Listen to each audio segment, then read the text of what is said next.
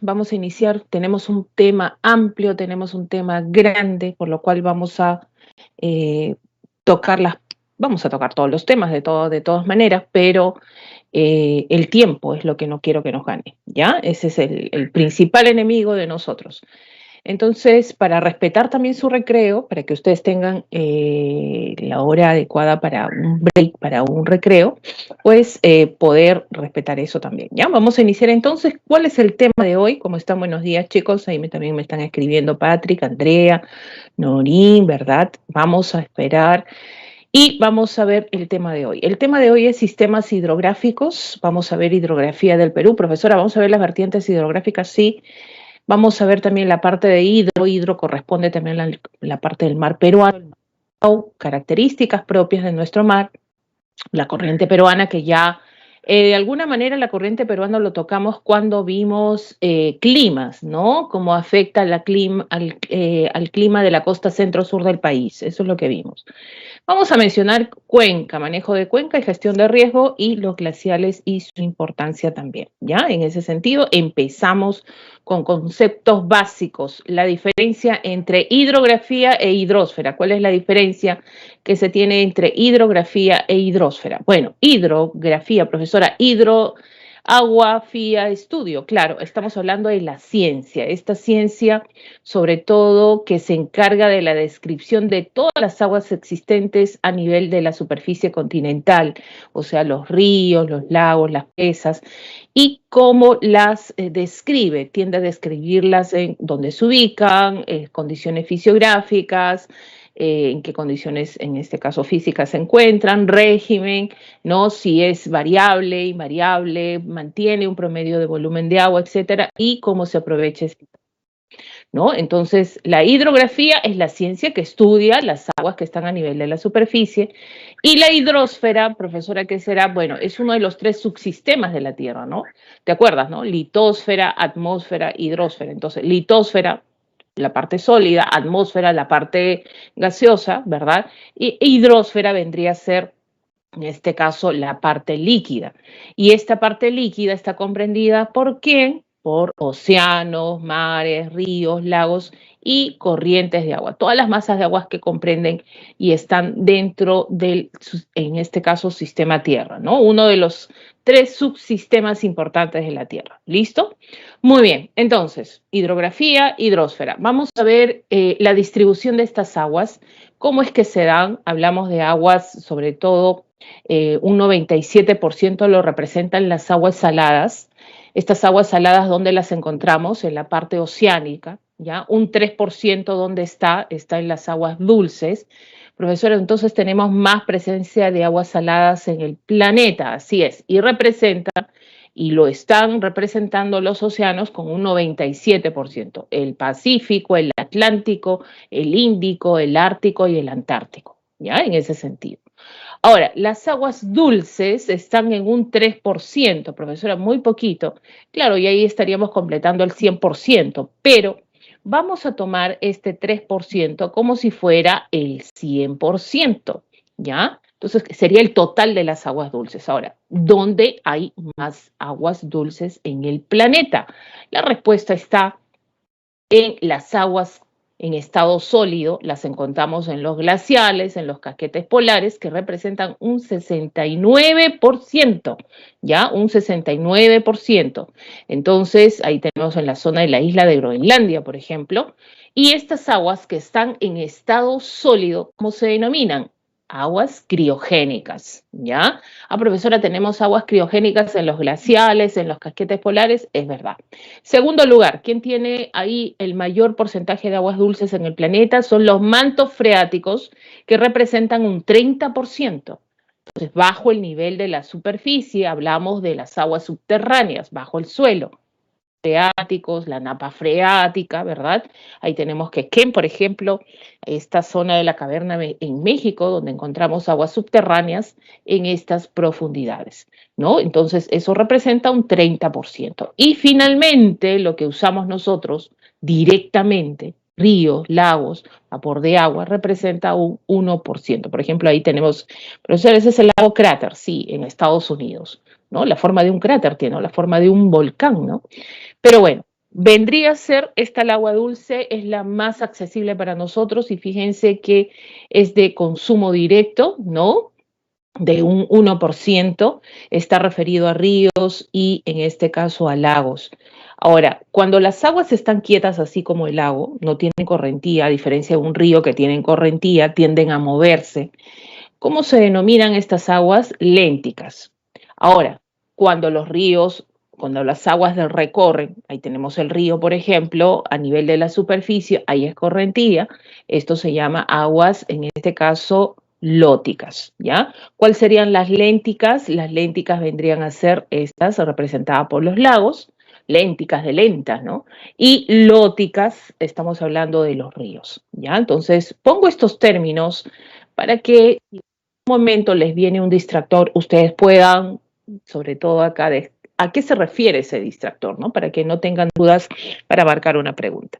Entonces, este vendría a ser la distribución de las aguas, sobre todo en nuestro planeta, sobre todo de las aguas dulces que nos representan en porcentaje. Ahora, se dan cuenta que los ríos y los lagos representan un 1%, ¿no? Profesora, el río de mayor caudal, el de mayor longitud en el mundo, profesora, estamos hablando del Amazonas, imagínate, el Nilo, en la zona africana, ¿no? El lago Victoria, en el lago, en la zona del continente africano, estamos hablando del río azul, amarillo, Yangtze Kiang, Juanjo en la zona asiática, en la zona europea, el Danubio, bueno, está el Volga en primer lugar, el de mayor longitud, hablamos del Danubio también, ¿no? El Mississippi en América del Norte, por ejemplo. Imagínense esa poca cantidad de ríos que te he mencionado, que hay muchos más, ¿no? Y representan en la Tierra un 1%, imagínense, un 1%, ¿no? Es poco el porcentaje. Tú te imaginas un 30% bajo el nivel de la superficie, que es mucho más. O sea, hay más agua bajo el suelo y mucho más es aguas congeladas en el planeta, ¿no? Este es el problema, que esto si se descongela, viene pues el aumento del nivel de la masa oceánica, ¿no? Que desaparecen algunos ríos también que nosotros tenemos acceso. ¿Por qué, profesora? Por los glaciales, pues también, ¿no? Que cuenca abajo tienden a generar nuevos ecosistemas, ¿no? La formación de lagos, la formación de ríos, por ejemplo. Entonces, en algún momento tendremos acceso a las aguas subterráneas porque, profesora, no va a haber agua a nivel de la superficie externa, pero esa agua no será tan accesible para ti. Imagínate sacar de las profundidades, sobre todo de la zona del subsuelo, del suelo interno, agua. Entonces, esa agua no va a ser barata, esa agua va a tener un costo adicional, no va a ser tan accesible para todos, ¿no? Solo aquellos que puedan tener acceso a este tipo de recurso importante, ¿no? Qué tan importante. Muy bien, vamos a la vertiente hidrográfica. Vamos a ver qué es una vertiente hidrográfica. Vamos a ver las tres importantes que tiene el Perú. La Amazonas, profesora, tenemos ahí. La del Pacífico, profesora, la tenemos ahí, en este caso del Titicaca. Es verdad. ¿Qué cosa es una vertiente hidrográfica? ¿Ya? Entonces, es un conjunto, o sea, es la suma, ¿no? ¿De qué? De unidades hidrográficas. Estas unidades hidrográficas cuyos ríos drenan a un punto común o desembocan en un mismo mar o a veces en un mismo lago. Profesora, ¿cómo que un conjunto de unidades hidrográficas? Así es, ¿ya? Vamos a tener ahí, entonces, a definir qué cosa vendría a ser una unidad hidrográfica, ¿ya? Espacios limitados por líneas divisorias de aguas. Entonces, acá se complica un poco y algunos tienden sobre todo a entrar en dudas, ¿no? En ese aspecto. Vamos a ver. Vamos a ponerlo con negrito para poder. Miren, este es el litoral. Vamos a poner que este es el mar. Ya tenemos un sistema fluvial. Vamos a cambiarle de color. Ya un río que nace en las zonas altas. Este río, fíjense, tiene qué cosas, sus afluentes, efluentes por acá, etcétera. Muy bien, ahora volvemos acá, ¿ya? ¿Y qué va a pasar? La naciente de estos ríos, miren dónde se da, en la zona de cordillera, ¿no? Y por acá hay otro sistema de cordilleras que flanquea este sistema fluvial, lo vamos a llamar por ahora, vamos a denominarlo río, ¿ya? Y por otro lado también, ¿ya? También tenemos la naciente de otro río y este está desembocando también en el mar.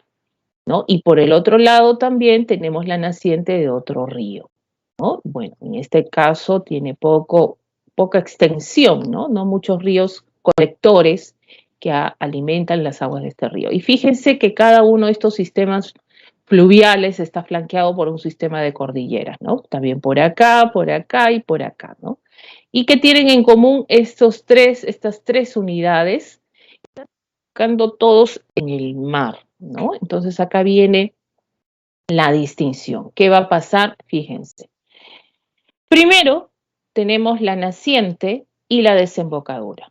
Pero para eso, chicos, ya tenemos que saber y establecer el río principal, ya, el río principal de todo este sistema fluvial. Fíjense, acá vamos a ubicar el río principal.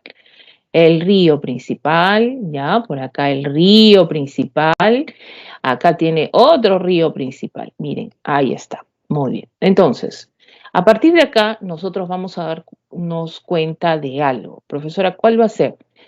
Que estos sistemas de ríos están flanqueados por cordilleras, ¿ya? Donde generalmente se da la naciente del río, ¿no? En las zonas altas, dicen, ¿no? Entonces, este sistema de cordilleras se le conoce como divisoria de aguas o, en latín, divortium aquarium, ¿ya? En primer lugar, debemos establecer esta divisoria de aguas para ver dónde se establece este sistema de río.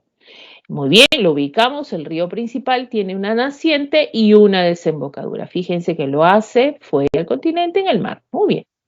Pero a la vez hay ríos secundarios que alimentan a este río principal. Fíjense, acá tiene uno, ¿ya? Acá tiene dos, ¿no? Y por ahí hay otro que, bueno, no, este es un río ¿no? Más bien desagua las aguas de este río principal. Pero todo esto es un conjunto, ¿se dan cuenta? Y comprende una cierta extensión, fíjense ustedes. Hay una cierta extensión territorial, ¿no? Muy bien. Lo que acabo de describir con esta divisoria de aguas, esta extensión territorial, sus afluentes y el río principal, todo esto se conoce como una unidad hidrográfica. ¿Ya? Profesora, la unidad hidrográfica del río Rímac, ahí está, el río Blanco, el río Santa Eulalia como sus afluentes, el río principal que es el río Rímac, desemboca en el Océano Pacífico. Muy bien, esta es una unidad hidrográfica. Profesora, entonces, en esta zona, la unidad hidrográfica del río Lurín, así es. La unidad hidrográfica del río Chillón, ahí está. Entonces, quítale río, dices unidad hidrográfica del Rímac, unidad hidrográfica del Chillón, unidad hidrográfica en este caso, del río Lurín. ¿Ya? Entonces, miren, cada uno con las mismas características, ¿no? Una cierta extensión, divisoria de aguas, naciente y desembocadura. ¿Y qué tienen en común estos tres que están desembocando en un mismo punto? ¿Dónde desembocan? En el mar. Entonces, este conjunto de unidades hidrográficas que está formando una vertiente, ¿ya? Está formando una vertiente. ¿Cómo se llama esta vertiente? Vertiente hidrográfica del Pacífico, ¿ya? Estamos hablando de hidrográfica del Pacífico. Ah, profesora, ¿así es? Así es. Profesora, ¿es lo mismo vertiente que cuenca? Miren, en algunos casos lo toman así. Es cuenca, por ejemplo, dicen cuenca del Rímac, cuenca de la unidad hidrográfica, hablamos de la unidad hidrográfica del Rímac también. Se ha escuchado de esa manera y es correcto. Cuando te hablan de cuenca, te están hablando del cómo administrar a través de este río este terreno, este espacio que comprende el río Rímac, por ejemplo, ¿no? ¿Por qué? Ahí lo podemos asociar, ¿no? Unidad hidrográfica del Rímac, cuenca del Rímac. Pero, chicos, una unidad hidrográfica está conformada por varias subcuencas, ¿ya? Y tiene un río principal. Solo al río principal le llamarías cuenca. Pero cuando ya tiene subcuencas, hay varias subcuencas por acá, fíjense, 1, 2, 3, ¿ya? Estamos hablando de una unidad hidrográfica. Igual el río Chillón, cada uno de ellos ya como es, en este caso el río Chillón realmente no tiene afluentes, solamente es el río, profesora, es unidad hidrográfica y a la vez cuenca. ¿ya? Pero esta unidad hidrográfica cuenta con, mira, ¿cuántas subcuencas? 1, 2 y 3 subcuencas, ¿no? Entonces, siempre una unidad hidrográfica está conformada por varias subcuencas, ¿ya? Porque la cuenca principal, ¿quién es? La cuenca principal es esta, ¿no? Lo de Zulito, el río Rímac, por ejemplo, ¿ya? Entonces, por ahí hablan de que una unidad hidrográfica es igual a decir una cuenca, sí, es igual, ¿ya? Pero no olvidemos que la unidad hidrográfica está conformada también por subcuencas, ¿ya? Estamos hablando por un conjunto de ellas.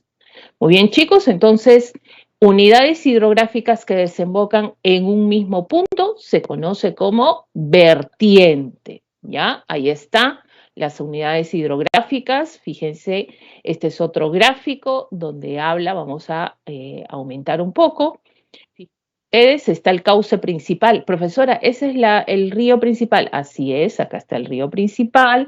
Hay subcuencas importantes también, porque la cuenca principal, ¿quién es? El río principal. Pero el conjunto de todos ellos que están formando unidad hidrográfica. Y esta unidad hidrográfica está dividida porque, mira, divisoria de aguas. ¿Ya? Hablamos de divisoria de aguas, porque en otro sector también hay otro sistema fluvial. Por eso habla de dividir el sistema de ríos en otro espacio. Por eso habla que la cordillera es una divisoria de aguas, ¿ya? Entonces, varias subcuencas forman, este conjunto con su cuenca principal, están formando una unidad hidrográfica, ¿ya? En ese sentido. Muy bien, entonces, ¿qué vamos a ver también? Ríos, porque vamos a hablar de vertientes, ¿verdad? Estamos hablando de esta corriente natural que desemboca en otra similar en un lago y un mar, ¿no? Tiene una naciente y una desembocadura en los ríos. Algunas de sus partes, ¿no? Habla de naciente, donde nace, desembocadura, donde termina el curso del río. El curso tiene que ver con la longitud, ¿ya? Habla también del caudal, habla del volumen de agua que transporta este río, habla del el cauce o también conocido como lecho, por donde discurren las aguas del río. El régimen puede ser régimen regular o irregular, dependiendo, ¿ya? Y acá hay un gráfico resumen. A ti cuando te dicen dónde se originan las aguas de un río, tenemos, por ejemplo, puede ser lacustre, o sea, a través de las aguas de un lago, puede ser glacial, ya el descongelamiento de zonas altas a zonas bajas, también niveo, también puede originarse de las lluvias, esto sería pluvial, ya las aguas de un río, por ejemplo, pueden originarse de otro río, en este caso es fluvial, ya tenemos ahí de dónde se origina. Ahora, desde la naciente hasta la desembocadura, ¿cómo se llama este trayecto? ¿Qué significa este trayecto? Estamos hablando del curso del río, ¿ya? Y esto es la longitud del río. Estamos hablando que esto se mide en kilómetros, desde que nace hasta que desemboca, ¿no? ¿Dónde nace el Amazonas, por ejemplo, chicos? A ver, díganme ustedes, ¿dónde nacerá el río Amazonas? ¿En qué departamento, en qué región? ¿Nace en Perú? De repente me dice, profesora, ¿nace en Brasil? ¿No? ¿Solamente en Brasil o en Colombia, profesora? Nace en el Perú, chicos, ¿ya? Y esto significa, vamos a poner, ¿en qué región? A ver, me dicen que ponga la diapositiva anterior. Esta, chicos, a ver, rapidito, me dice, ¿quién me puso ahí? Norín, ¿no? Gabriela, dime si es esta para correrla. A ver, te voy a esperar la respuesta, ¿sí? Ok, muy bien. Entonces, tenemos acá, por ejemplo, ¿ya? ¿Dónde nace el Amazonas, chicos? ¿Dónde está naciendo el Amazonas? Dime el departamento, la región, el lugar, algo. A ver, ¿dónde nacerá el Amazonas? ¿Dónde nace, profesora? Bueno, obvio que es peruano el Amazonas, nace acá, ¿ya? Ucayali, bueno, es la confluencia final, ¿ya? Pero cuando te hablan de curso, te están hablando desde que nace, o sea, desde que el Amazonas es un riachuelito chiquitito, ¿no? Entonces se contempla ahí la medición hasta la desembocadura en Brasil, ¿ya? El río Mantaro es uno de los afluentes, el río Mantaro, ¿ya? Pero donde nace el Amazonas, entonces lo vamos a ver en un momentito. En Arequipa, si algunos lo saben, en buena hora, ¿ya? No olvidemos, están haciendo en Arequipa. Ahorita lo vamos a mencionar. Muy bien, entonces, ¿El río de mayor longitud en el mundo, profesor, es el Amazonas? Sí. ¿Qué se ha hecho? Se ha generado la medición desde que nace el Amazonas hasta que desemboca en la zona de Brasil. Esa es la longitud, ese es el curso del río, ¿ya? Y es muy largo también, ¿no? Y hablamos de uno de los mayores en el mundo.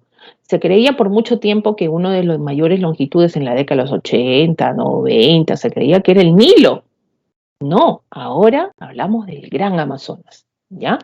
Ahora, cuando hablamos de la naciente y la desembocadura, estamos hablando del curso, pero este curso tiene tres partes, ojo, ¿ya? Curso alto, donde es la naciente, el río es torrentoso, erosivo, arranca, ¿no? Fragmentos rocosos, ¿no? Dicen que el río es joven, ¿ya? El curso medio, ¿ya? Donde tenemos la formación de valles, por ejemplo, ¿no? Y el curso bajo o inferior, que quiere decir, chicos, acá, que ya el río tiene más caudal en algunos casos, ¿no? Genera depósito de los sedimentos que trae de la zona alta, entonces más caudal, hay mayor depositación y por lo tanto en el curso bajo, por ejemplo, algunos ríos amazónicos tienden a ser navegables, ¿ya? En su curso bajo.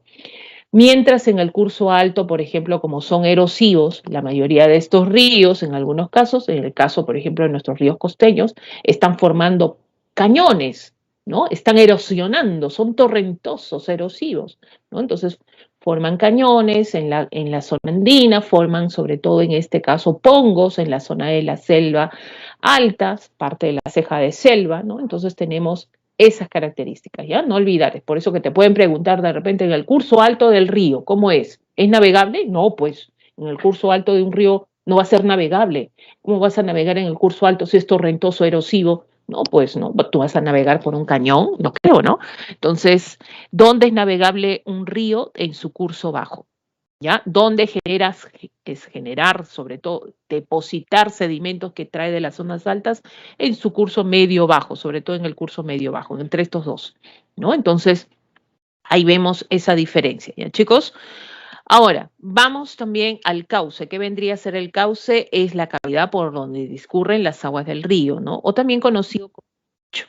Esto es, ¿no? Si hablamos de forma transversal, esto es. Por ejemplo, el cauce de los ríos de la vertiente del Pacífico son, ¿cómo? Son rocosos, ¿ya? Tú ves al río Rímac, por ejemplo, el cauce lleno de piedritas, habrás visto, ¿no? Eso es bueno, profesora, no tanto, ¿saben por qué? Porque esto se sedimenta con la arena más que acarrea, los depósitos que acarrea el río, y esto va creciendo, pues, ¿no? Y eso no es bueno, porque acá viene el agua del río y finalmente cuando llega acá, época de lluvias, esto se levanta más y en este caso se desborda, ¿no? Entonces, para que no pase eso, ¿qué tenemos que hacer? Limpiar el cauce. ¿Cómo se llama esa limpieza que tú haces al cauce del río, los ríos costeños sobre todo, ¿no? La descolmatación. Descolmatamos todo esto, a veces lo profundizamos más para que cuando haya crecida de las aguas, pues esto no genere desastres, ¿no? Muy bien, formas de desembocadura que tiene el río son dos, delta y estuario. El delta es así, ya se abren bracillos, ¿no? En varios bracillos se abre el río, y el estuario no se abre en uno solo, ¿no? Así, en forma de embudo, cuando sale al mar, ¿no? Por ejemplo, la mayoría de los ríos costeros tiene la desembocadura en estuario, ¿ya? A diferencia de otros ríos que son delta. Por ejemplo, el río Amazonas desemboca en delta, ¿ya? Ahora, chicos, el régimen, variación del caudal, en este caso del caudal durante un año que tiene un río, ¿no? Puede ser regular cuando se mantiene el promedio de las aguas, no es que ahí se va a mantener siempre, sino que hay un promedio, no desciende tanto y no asciende tanto también, ¿ya? Pero irregular es cuando se presenta ya de forma, en este caso, pues, ¿no? Discontinua y constantemente durante un año, ¿no? Y se ve la diferencia cuando hay mucho volumen, mucho caudal o en este caso disminuye el caudal considerablemente, ¿no? Por ejemplo, tenemos épocas de crecida donde se genera el ascenso del volumen, del caudal a su máximo nivel. O sea, eso significa crecida, ¿no? Ahora, también hablamos de estiaje cuando el volumen de las aguas tiende a desciende ya a su máximo nivel. Uno es ascenso, crecida, y otro es descenso, estiaje a su máximo, en este caso, ¿ya? Por ejemplo, el río Rímac, chicos, díganme ustedes, el río Rímac tendrá un régimen regular o irregular. Todo el año ves agua en el Rímac, a ver, todo el año es lo mismo el Rímac, o hay una variación de su caudal, ¿no? Entonces, ¿qué diremos ahí? ¿Un régimen regular o irregular? ¿No? Profesora, ¿es irregular, profesora? Claro que sí. Ahora, tenemos más agua, más crecida de aguas en qué meses, ¿no? ¿Te acuerdas, no? Cuando hay más lluvia. ¿No? Tenemos ahí en verano, oh, profesora, el río Rímac pues quiere desbordarse. Y cuando el río Rímac desciende su caudal a su máximo nivel estiaje en los meses de invierno, junio, julio, por ejemplo, donde vamos a observar, ¿ya? Donde vamos a observar que pues el río Rímac, por ejemplo, y en estiaje, en estos meses, es un riachuelo nada más, ¿no? Muy bien, entonces ahí tenemos estas definiciones para pasar a lo que es un afluente. Fíjense, cuando un río secundario alimenta las aguas de un río principal, y efluente cuando éste descarga las aguas o están haciendo un río secundario de este río principal. Y la confluencia es cuando se unen dos ríos para formar uno principal, ¿ya? Por ejemplo, ¿no? A ver, chicos, afluente o efluente. Miren la flechita, de acuerdo a la flechita como ves ahí. ¿Cuál de estos dos será tributario? A ver, ¿cuál de estos dos será tributario? Entonces uno dice, profesora, ¿qué es tributario? Tributario, ¿ya? ¿Cuál de estos dos será tributario? ¿No? ¿Afluente o efluente, no? El que da, tributario, profesor, el que da, el que saca. A ver, ¿qué será para ti? Un tributario, muy bien, Ariana, Norín, estamos hablando, en este caso, Patrick, un afluente o tributario, ¿no? Tributarios del río Rímac. Te están diciendo afluentes del río Rímac, ¿no? El río Blanco, el río Santa Eulalia, por ejemplo. Tributarios, ahí está. Y efluente será o emisario, ¿ya? Efluente o emisario, también se conoce así, ¿no? Emisario, profesora, hay un afluente, por ejemplo, el río Desaguadero en la vía del Titicaca, es el único efluente de esta vertiente, ¿no? O también te podrían decir el emisario de la olla del Titicaca, que es lo mismo que efluente, ¿ya? Muy bien, chicos, y tenemos los tipos de cuenca, que esto también lo habrán escuchado en algún momento, ¿ya? Ahí estamos con este gráfico referencial, sobre todo cuando hablamos de una cuenca de tipo exorreica, es cuando este río principal desemboca sus aguas en el mar, ¿no? Fuera del continente, a esto se conoce como exorreica, ¿ya? Llega un momento que estas aguas de estos ríos, cuando van a desembocar en el mar, se secan. Miren estos puntitos. Entonces, ¿por qué se seca? Por mucho uso de la población, por infiltración, evotranspiración, por ejemplo.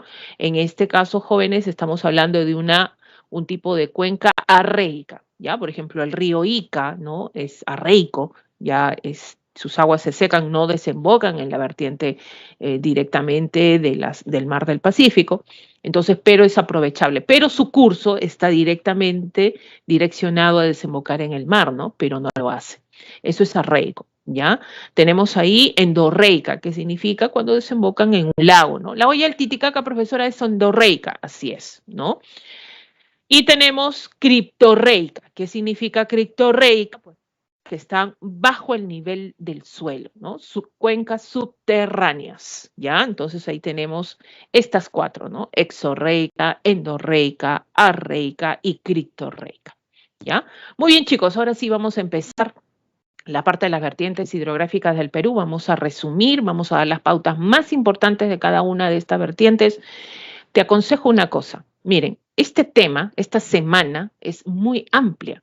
Entonces, algo así, profesora, como los relieves del Perú, profesora, que ya estoy como saturado. Bueno, ya en nuestro país es complicado también, ¿no? En relieve, y tenemos que estudiarlo, tenemos que saberlo, parte de nuestra cultura y formación también. ¿Qué nosotros vamos a ver en vertientes hidrográficas del Perú? ¿Ya? Profesora, las tres, claro, obvio, vas a ver las tres. Ahí está sobre todo, ya tenemos ahí la vertiente hidrográfica del Amazonas, que comprende 84 cuencas, la vertiente del Pacífico al oeste, 62 cuencas, y la hoya del Titicaca, sobre todo en el sur andino, 13 cuencas.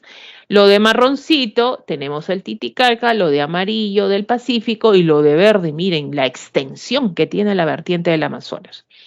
Y esto nos hace, chicos, con todas estas vertientes que tenemos, el agua que tenemos, el volumen de agua promedio es de más de 1.700.000, ¿no? El agua con que dispone el Perú le otorga el privilegio de ubicarse entre los 20 países más ricos de agua en el mundo.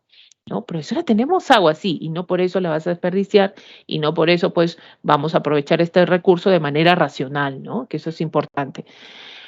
A ver, ¿qué te aconsejo para esta semana? Miren, han venido muchas preguntas referidas a vertientes hidrográficas, sí, pero no te hablan directamente de los ríos. Primero, ¿qué tienes que saber? Características generales de cada vertiente hidrográfica. Eso es básico, eso es puntual, eso es fijo, chicos, ¿ya? Entonces, características generales de cada vertiente.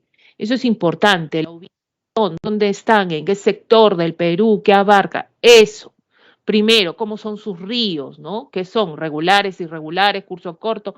Todas esas características generales hay que recordarlas, porque han venido mucho de inferencia, preguntas de inferencia, han venido mucho preguntas de comparación entre una y otra vertiente, ¿ya? Ojo con eso. Segundo, si te mencionan ríos, al menos tú ubicar a qué vertiente pertenece. ¿Ya? ¿A qué vertiente pertenece? Por ejemplo, si yo te digo el río Tambo, ¿no? Tú ya debes saber a qué vertiente pertenece. A ver, chicos, ¿el río Tambo a qué vertiente pertenece? A ver, ¿el río Tambo a qué vertiente pertenece? ¿No? El río, a ver, nadie me responde. Río Tambo, Tambo, Tambo. A ver, ¿cuál será? ¿Amazonas, Pacífico o el Titicaca? ¿Qué responderías tú, por ejemplo, no? A ver, el río Tambo. ¿A qué vertiente pertenece el río Tambo? A ver, chicos, ¿a qué vertiente pertenece el río Tambo? ¿No? Por ahí me pone, André me pone profesora Pacífico, pero dudando con un signo de interrogación. Pero bueno, y tu respuesta es correcta, porque hay dos tambos en el Perú, importantes, ¿ya? Claro, está en la vertiente del Pacífico y una está en la vertiente del Amazonas. Y de acuerdo a lo que te venga en la pregunta, tú debes asumir a qué vertiente pertenece. Ah, ya, profesora. Eso es lo segundo, ¿ya? Entonces, características generales de cada vertiente y segundo, saber asociar un río a qué vertiente pertenece, ¿no? No me vas a decir pues que el Marañón es la vertiente del Pacífico, ¿no? O que el río Ramis pertenece a la vertiente del Pacífico, jamás, ¿no? Me vas a decir que, por ejemplo, el Apurímac, profesora, el Apurímac, profesora, profesor, eso debe ser andino, esa es la olla del Titicaca, profesor. No, pues, ¿no? Entonces, eso es lo más sencillo, ¿ya? Vamos a empezar entonces la primera vertiente.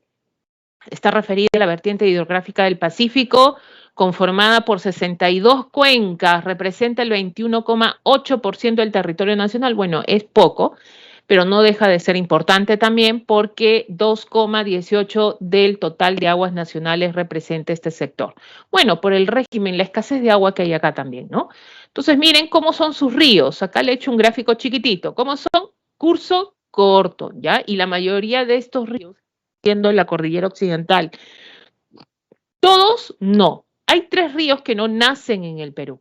Nacen en los Andes ecuatorianos. Hablamos de Chira, Salumilla y Tumbes. No olvidemos esto. Estos tres están naciendo en los Andes ecuatorianos, ¿ya?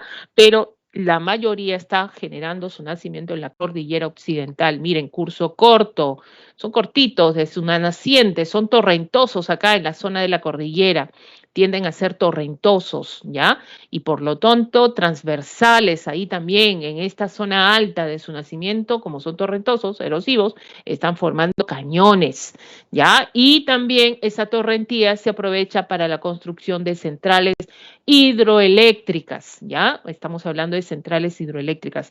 A lo largo de todo el Pacífico tenemos la construcción de estas centrales de energía. Y tenemos la desembocadura de la mayoría de estos ríos es de estuario. El único delta, como tú ya lo sabes, es el río Tumbes. Muy bien. Y la mayoría de estas cuencas del Pacífico son de tipo exorreica. Profesora, hay arreicas, sí, te mencioné a uno, es el río Ica, por ejemplo, el río Caplina también por ahí, ¿ya? ¿Cómo es el régimen? Irregular. ¿Qué quiere decir? No hay agua todo el año en la vertiente del Pacífico, acuérdate del RIMAC, ¿no? Y tenemos época de crecida, ¿en qué época? Pues en la época de verano, ¿no? Hay crecida de sus aguas en diciembre a marzo. Y estiaje, JJ, que es profesora, esto es en invierno. Junio, julio, el estiaje se da mayormente, ¿ya?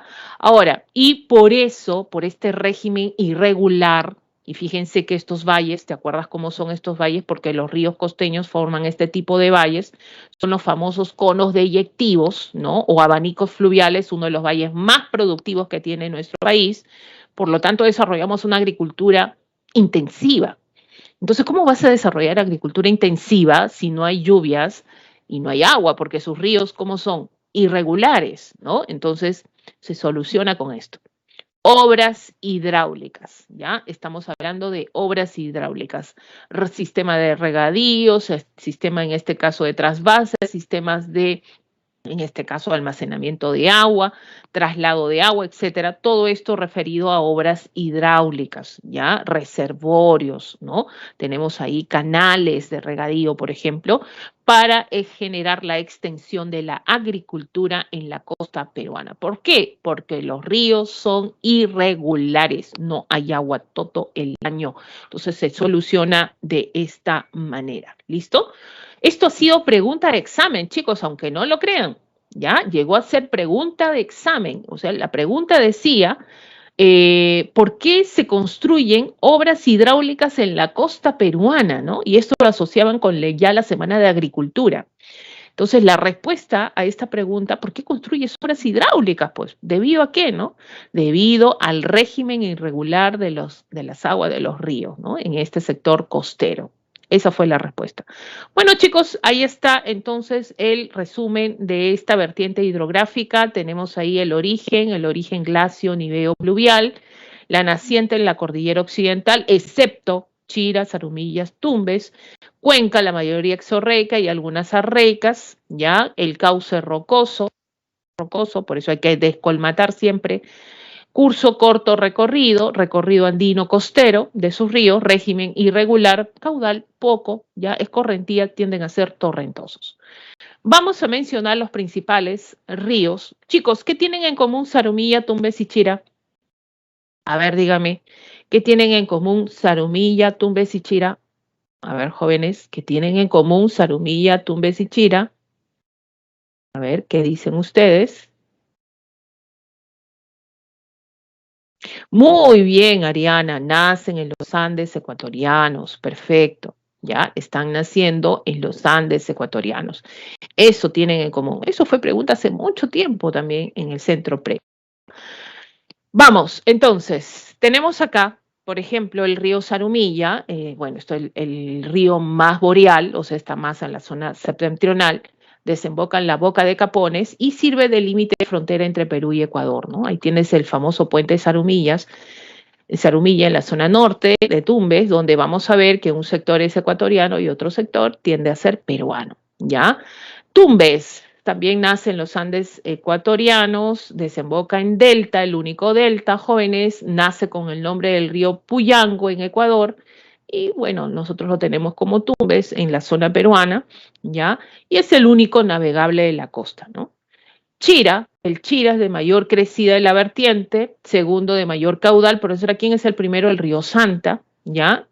Y fíjense que Chira alberga sobre todo la represa de Poechos, considerada de mayor capacidad del país, o sea, la más extensa, la represa de Poechos. Lo pongo con rojito porque esto han venido ya en preguntas en algún momento. Poechos, cada vez que te pregunten Poechos, esto es Chira, ¿ya? Reservorio de San Lorenzo, por ejemplo, también asociado al sector hídrico de Chira. Chancay, ¿no? Producción de arroz, caña de azúcar en la zona norte, ¿no? Se divide en 3 bracitos Chancay, ¿no? Así, acá, ¿ya? En la zona sur, este es Reque, el central es Lambayeque, ¿ya? Y este canal de Taimi ha sido construido por el hombre, pues, ¿no? Ahí ves el canal de Taimi, no es el río propiamente dicho, sino es un canal. Entonces se ha desviado las aguas en 3 bracitos, sobre todo del río Chancay, ¿no? Y ahí está el reservorio de Tinajones, asociado al río Chancay. Bueno, cuando te hablen de Jequetepeque, acuérdate de arroz, ¿ya? Gran producción de arroz, porque hablamos del que forma el valle arrocero más importante del país, ¿ya? Tienes ahí a través de las aguas del reservorio del Gallito Ciego. Y uno se pregunta, profesora, ¿donde no hay agua sembramos arroz? Sí, en la costa peruana, qué contradictorio, ¿verdad? Hay una gran producción considerable. Profesora, el arroz deberíamos sembrarlo donde hay agua, profesora, en la selva baja, profesora, en los barriales, barrizales, profesora, claro, pero hay gran consumo y también exportación, venta ya de arroz en el Perú. Entonces, la gran producción se da también en la costa norte del país. A pesar que Jequetepeque nace en Cajamarca, está recorriendo la zona de la Libertad, ¿no? Importante. El río Santa, ¿te acuerdas del río Santa? Nace entre 2 cordilleras, ¿no? Ahí está, ¿no? La cordillera Blanca y la cordillera Negra. Está formando el río Santa, ¿te acuerdas? El callejón de Huaylas, ¿no? Y finalmente este río Santa corta la cordillera, formando acá el cañón del Pato, ¿no? Y también la central hidroeléctrica de Huallanca, o también conocida como Pato, ¿ya?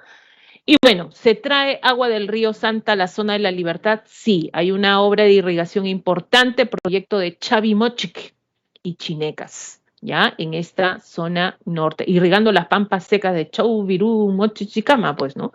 Este es el famoso Santa. Oh, profesora, mi río Rímac. Ahí está tu río Rímac. Nace en el Nevado de Paca, la cordillera central occidental, ¿ya? Donde vamos a ver que tiene 2 afluentes o tributarios, que es el río Santa Eulalia y el río Blanco, ¿ya? Y miren que ahí se genera la construcción de transvases importantes. ¿Qué es una transvase a diferencia de un reservorio, ¿no? Que almacena agua de repente? Una transvase, chicos, tiene la característica de alimentar las aguas de un río, o sea, las alimenta. Profesor, ahí está marca Pomacocha, sí. Lo que sucede, esta es la cordillera, ya, a ver, no sé si se ve, voy a cambiar en este caso de color, ya, por ejemplo, esta es la cordillera, ¿ok? La cordillera occidental, ¿no? Central occidental, y ya en la zona de Junín, la zona central andina, tenemos ahí parte de la ceja de selva también, tenemos 2 lagunas, ¿ya? Sobre todo esta laguna que tiene el mismo nombre, justamente, marca Pomacocha. Entonces, muy acá está el río Rímac, ¿ya? Ahora, ¿qué pasa? Esta obra de ingeniería increíble, ¿no? Mira lo que podemos hacer. Traemos agua de esta laguna de marca Pomacocha a alimentar las aguas de aquí, mira, cruzando hasta la cordillera, alimentando las aguas del río Rímac, ¿ya? Cuando tú haces eso, porque necesitas agua, ¿por qué? Porque no te olvides que el río Rímac, uno de los más importantes de la vertiente del Pacífico, ahora no puede decir, profesora, el Rímac es importante porque es el más limpio, el más puro, no, porque pasa por la capital de la República, es de uso poblacional, la mayoría de Lima toma agua del Rímac, ¿no? Uso energético, hay muchas centrales hidroeléctricas en la zona central del Rímac, ¿no? Y de uso, en este caso, económico, agrícola, ¿no? Por ejemplo. Entonces, también minero, ¿no? Entonces, todo esto es importante, por eso es importante este río, ¿no? Uy, lo usan al río, pero de todas formas. Entonces, ¿qué pasa en época de, cuando no hay lluvias? Ya no hay agua, pues. Entonces, tenemos que alimentar las aguas del río Rímac mediante estas trasvases. Una de ellas más importante es Marca Pomacocha, por acá también está Huascacocha, ¿ya? La laguna, y finalmente están alimentando las aguas del río Rímac. Dicen que están construyendo más trasvases porque es necesario por esta falta de agua que va a existir a futuro en nuestro país, sobre todo para el río Rímac, ¿no? Tenemos la represa Yuracmayo para el desarrollo agrícola también, ahí están las centrales hidroeléctricas, no sé si alguna vez han ido a Chosica, carretera central, pasando por Otavitarte, te vas a Chaclacayo, ni bien ingresas a Chaclacayo, estás viendo la central hidroeléctrica de Huampaní, ¿ya? Llegas a Chosica, Huinco, Mayaupampa, por ejemplo, en este sector central, ¿ya? Vamos a tener, por ejemplo, Ica nace en Castrovirreina, esto es Huancavelica, o sea, en la meseta de Castrovirreina, chicos, nace el río Ica, pero es de condición arreica. Acuérdate que a partir de ahí, en las zonas más altas del río, se aprovechan las aguas del Ica, porque es arreica, como vas a desperdiciar el agua, y se forma el famoso sistema de Choclococha, lo que tú estás viendo en el gráfico, ¿ya? Y está Choclococha, porque miren, no solo es el río Ica acá, también se desvían las aguas del río Pampas, alimentando este sistema importante y en este caso de irrigación costero, ¿ya?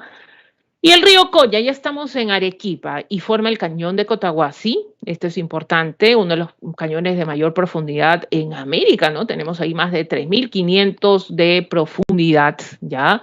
El Majes es de la mayor cuenca colectora, es la más extensa. ¿Qué significa colectora? Es esta, este es el Majes. Y colecta un sinfín de ríos acá, ¿no? Profesora, tiene varias subcuencas, profesora. Así es, pues, ¿no? Esta unidad hidrográfica es así. Y esto genera ser la más extensa, por eso habla de esta característica y forma el cañón del Colca. Chili pasa por la ciudad de Arequipa, ya cuando va a desembocar ya en la parte en su curso inferior se llama Vítor, no Víctor, sino Vítor, ya. Por algunos lo llaman Chili Vítor. Y tenemos ahí la construcción de la presa de Aguada Blanca y la central hidroeléctrica, no olvidemos esta central que es Charcani 5, una central hidroeléctrica que ha sido construida en la base del volcán, adivinen, en la base del Misti, ¿no? Ahí cerca del río Chili, aprovechando las aguas del río Chili. Tambo, miren dónde nace el tambo. Tambo, ahí pregunté qué cosa era el tambo, ¿no? El de mayor longitud de la vertiente del Pacífico. Está naciendo este tambo en Puno. Mira, viene de los Andes, en este caso andinos, acá de los Andes, la cordillera volcánica. Oh, mira, recorre bien Tambo, cruza ¿por dónde? Estamos hablando de Puno, llega a Moquegua, y cuando llega a Moquegua debería desembocar ya pues acá, ¿no? En el mar. Pero no, este se desvía y desemboca por, en este caso, Arequipa. Entonces, este río tiene 3 recorridos, fíjense, Puno, Moquegua y Arequipa. Es por eso se considera el de mayor longitud de la vertiente. El río Tambo, ahí tenemos ahí la represa de Pasto Grande, en este caso regulando sus aguas. Y Caplina es el río más austral, es más al sur, es de condición arreica, sobre todo ya cuando está en la zona de la ciudad, para abajo, ¿ya? Pasa por la ciudad de Tacna, pero a veces se seca también, ¿ya? Solo lleva aguas en su sector andino, nada más. ¿Ok, chicos? Muy bien, estos serían los ríos de la vertiente del Pacífico, para pasar a la vertiente del Amazonas, ¿no? Bueno, esto es una de las más importantes de nuestro país. Fíjense que tiene un área, más de 6 millones, sobre todo en kilómetros. Es la cuenca más de mayor, sobre todo considerada en el mundo. Miren cuántos países abarca esta vertiente hidrográfica. Está Brasil, está Perú, está Colombia, Bolivia, Ecuador, Venezuela, Guyana y Surinam. ¿Okay? Es el más extenso, ahí el Amazonas considerado como el más extenso y caudaloso en el mundo, ¿no? Y el origen del Amazonas está en el Perú, ¿ya? ¿Profesora, el Amazonas es peruanito? Sí. ¿Qué características tienes que recordar de la vertiente hidrográfica del Amazonas? ¿Cuáles son las características que debemos recordar? El origen de sus aguas, glacio, niveo, pluvial, lacustre. Profesora, casi todo. Así es. Régimen regular, o sea, el promedio de sus aguas se mantiene. Hay crecidas, pero siempre hay un promedio que se mantiene, ¿no? Y curso largo, estos sí son ríos largos, no como los costeños que son cortos, ¿no? Acá en su curso alto, ¿qué forman estos ríos? Están formando pongos, ¿te acuerdas, no? Manseriche, Rentema, profesor, así es, en su curso alto, ¿ya? O sea, son más erosivos, son en caída, en la ceja de selva, por ejemplo, ¿no? Y tenemos en su curso bajo, estos ríos como son, están formando meandros, miren, en la zona de la llanura amazónica, y tienden a ser navegables, ¿ya? Tienden a ser sobre todo navegables. Muy bien, chicos, y vamos a ver estas características resumidas en el cuadrito también, donde vamos a ver que la naciente de sus ríos principales, ojo con esto, por favor, ¿ya? Profesora, ¿por qué? Miren, tenemos ahí 2 nudos importantes, el nudo de Pasco y el nudo de Vilcanota. En el nudo de Pasco, ¿qué ríos están naciendo? Acuérdate, MMH. Profesora, ¿qué es? Si es Amazonas, Marañón, Mantaro, H, Guayaba. En esta zona central del Perú, en el nudo de Pasco, están naciendo estos 3 ríos importantes, unidades importantes, para finalmente forjar al Amazonas, ¿no? Y en Vilcanota, en la zona sur, ya tenemos al río Urubamba, ¿ya? Al río Urubamba, ¿ok? Ahora, de cuenca exorreica porque desemboca en el Atlántico, también conocida como la vertiente del Atlántico, ¿no? Cauce rocoso, arenoso, ¿ya? Por eso algunos dicen que, profesora, ay, yo cuando voy a la Amazonía, pero esos ríos están sucios, profesora, son amarronados. No, chicos, esos ríos están acarreando sedimentos constantemente, son muy caudalosos, tienen mucho volumen de agua, eso viene en las partes altas. Báñate nomás, está rico en minerales. ¿Ya? ¿Dónde vas a conseguir eso? Ah, profesora, yo pensaba que era sucio. No, para nada. ¿Dónde vas a ver un río amazónico cristalino? No, pues no hay. ¿Ya? Tienen esa característica, ¿no? Ahora, el curso largo, ¿ya? Son ríos que nacen por andino y recorren la Amazonía, ¿ya? De régimen regular, caudal abundante, torrentosos en su curso alto, o sea, formando pongos, por ejemplo, cañones, pongos, y navegables en su curso medio inferior, que la población lo utiliza como sistema de transporte, ¿no? Ahí tenemos el transporte fluvial que se utiliza en nuestro país, por ejemplo, el río más navegable utilizado para sistema de transporte en el Perú es el Ucayali. Bueno, la vertiente representa, miren cuánto de espacio territorial, 74,5% y 97,8% total de las aguas nacionales. En total, hablamos de un porcentaje considerable de aguas, ¿no? Hablamos de 84 cuencas, importantísimo. Y esta vertiente está conformado por estas unidades hidrográficas. ¿Te das cuenta? Cada uno de ellos es una unidad hidrográfica que tienen subcuencas. Miren, acá, ¿listo? Entonces, ¿cuántas unidades hidrográficas tiene la vertiente del Amazonas? Se han considerado según el ANA, ¿no? La Autoridad Nacional del Agua en el Perú, donde dice que uno es la intercuenca del Amazonas, el río Ucayali, el río Marañón, el Madre de Dios y el río Yurúa y Purús, ¿ya? Y están en el sector peruano.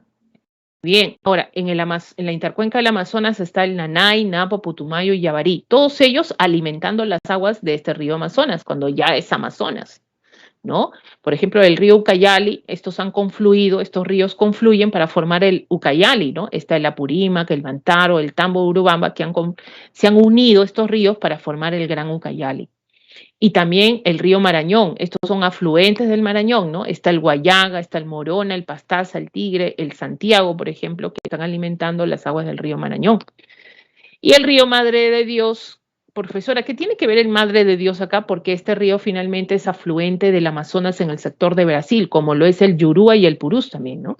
Pero en el caso peruano, el Madre de Dios es alimentado por el río Manu, ¿ya? Inambari, Tambopata y el río Hit, ¿no? Todos ellos conformando lo que son estas 6 unidades hidrográficas. Intercuenca del Amazonas, el río Ucayali, ¿ya? Tienes ahí el río Marañón, Madre de Dios, ¿ya? Tienes ahí el Yurúa, que es el más pequeño, y también en este caso el Purús, ¿no? ¿Cuál de estas 6 unidades hidrográficas es natamente peruana? Es el Ucayali, ¿no? Ahí, los otros sí las compartimos con los otros países vecinos, pero este de acá es nuestro, porque el origen del Ucayali está en el Perú netamente, ¿no? Y sus afluentes respectivos también. Bueno, el río Amazonas, como les dije, jóvenes, ¿dónde nace? Profesor, esto está en Arequipa, así es, muy bien, ¿ya? Entonces, ¿dónde nos vamos? Provincia de Cayoma, ¿ya? Región de Arequipa, Quebrada de Apacheta, ¿no? A las faldas del Nevado Quehuilla, en la cordillera de Chila. Entonces, ¿qué dirías tú? Origen del Amazonas. Profesora, ¿quién da origen al Amazonas, profesora? ¿El Nevado? Miren, el origen del Amazonas está en el río Apurímac. O sea, parte del río Apurímac. ¿Qué quiere decir? Que se ha medido desde la naciente del Apurímac para determinar, imagínense, desde el Apurímac ha habido esta confluencia final y ha llegado a ¿qué? Al Amazonas y se da la desembocadura en la zona del Brasil, ¿ya? Entonces, acá se origina el Amazonas, de acá. Algunos pensaban en la zona del Marañón, no, acá, en el Apurímac, ¿ya? Y finalmente se mide, porque es la naciente y la desembocadura, se mide desde el curso del río, la longitud y ganamos al Nilo, ¿no? Mientras el Nilo está midiendo más de, bueno, hablamos de 6.671 kilómetros, ya el Amazonas está en los 7.000 kilómetros, ¿no? Y considerado el de mayor longitud en el mundo, ¿ya? Entonces, nos vamos a la cordillera de Chila, Nevado de Quehuilla, ¿ya? Tenemos la quebrada de Apacheta en la zona de la provincia de Caylloma, en Arequipa. Nace con el nombre del río Lloqueta, Chayamayo, Hornillo y Monigote. O sea, primero es Lloqueta, luego pasa a ser Chayamayo, luego pasa a ser Hornillo, luego pasa a ser Monigote y finalmente llega a la confluencia del río Apurímac. Apurímac confluye con Mantaro, forma el N, ¿ya? N confluye con Perené, forma el Tambo, Tambo, Urubamba, que forma el Ucayali, ¿ya? Y Ucayali, esta es la confluencia final, y Marañón finalmente forman al Amazonas, ¿ya? Ahí tenemos. Oh, profesora, ¿sí? Sí. A ver, vamos a hacer esto rapidito. A ver, vamos a ver si les he puesto acá. Ya. A ver, miren ustedes acá. Ya, miren. ¿Te acuerdas de los dos nudos que te mencioné donde nacen los ríos principales del Amazonas? Acá está, nudo de Pasco, ¿te acuerdas, no? Y el nudo de Vilcanota, ¿no? En este sector. ¿Ok? Ah, ya, profesora, muy bien. Por ejemplo, el nudo de Pasco está esto, M, H. ¿Qué ríos son? Marañón, Guayaga, Mantaro. Y del nudo de Vilcanota, el Urubamba. ¿Listo? Muy bien. Empezamos de ahí. Vamos con el Apurímac, ¿te acuerdas? La naciente del Amazonas. Ya Lloqueta, Chayamayo, Hornillo, Monigote confluyen y el Apurímac va a confluir con este río que nace en la zona del Nevado, el nudo de Pasco, que es el Mantaro. En el Mantaro tenemos una de las centrales hidroeléctricas más importantes del país, que es Santiago Antúnez de Mayolo, en la zona de Huancavelica, ¿no? Y Restitución. Entonces, Mantaro y Apurímac confluyen y forman ¿qué río? El río N. ¿Ya? Ahí está el N. Ahora, ¿qué va a pasar? Tenemos la formación del río N, ¿ya? Tenemos ahí N y Perené, que van a formar el río Tambo. Ya se formó el Tambo. Tambo y ¿quién más? Tambo y Urubamba, que va a formar finalmente el río Ucayali. ¿Ya? Hasta ahí, profesora. Bien, profesora. Muy bien. Mantaro confluye con Apurímac, forma el N con Perené, forma el Tambo, y Tambo con Urubamba forma el Ucayali. Ahora, del otro lado, fíjense, a la zona septentrional, están haciendo el Gran Marañón, ¿no? Marañón, chicos, y finalmente Ucayali confluyen, pero antes el Marañón está recibiendo aguas ¿de quién? Del Morona, del Pastaza, del Tigre, que este río está contaminado, dicen que ha habido pues derrame de petróleo, ¿no? O de ahí peligro por acá. Y tenemos acá al Guayaga, que es uno de sus aportadores de agua o afluentes más importantes, ¿no? Morona, Pastaza, Tigre, ahí tienes al Guayaga. Entonces Marañón y Ucayali, que está formando, acá se unen, esta es la confluencia final en la zona de Nauta, en Loreto, formando el Gran Amazonas.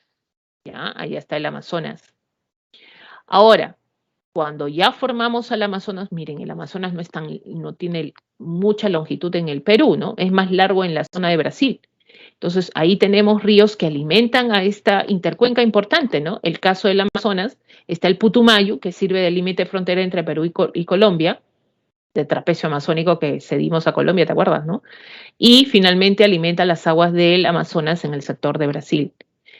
Y el Yavarí hace lo mismo, que sirve de límite de frontera entre Perú y Brasil, ¿ya? También alimenta las aguas del Amazonas. Ahí se está confluyendo más, pues se está formando más caudal, ¿ya? Y en el sector de Loreto, miren, ahí está el Nanay, está el Napo, que también alimenta las aguas del río Amazonas.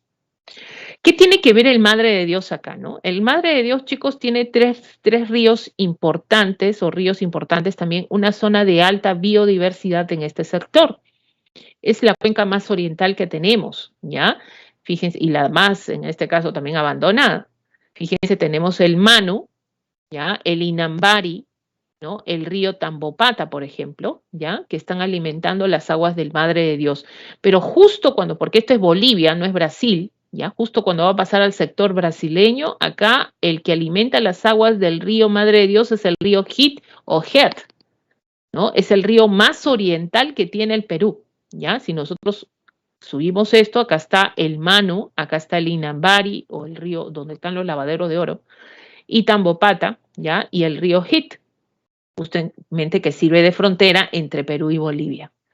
Ahora, jóvenes, esta zona es considerada una zona de alta biodiversidad. Saben ustedes que está el Parque Nacional del Manu, ya en la Reserva de Tambopata, ¿no? El Parque Nacional de Bajuaja-Sonene, a orillas del río Hit, una zona de alta biodiversidad que tiene nuestro país, ¿ya?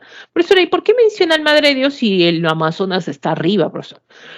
Porque este Madre de Dios hace esto. Finalmente se vuelve un gran afluente importante en el sector, sobre todo en este caso de Brasil, ¿no? Pero en Brasil ya no es Madre de Dios, sino es el río Madeira, ¿ya? Por ahí también está el Purús, ¿no? El Yurúa, que hacen lo mismo, que se convierten en grandes afluentes del Amazonas en el sector de Brasil. Chicos, bueno, esto sería el resumen justamente de lo que acabamos de ver en otro tipo de gráficos, ¿ya?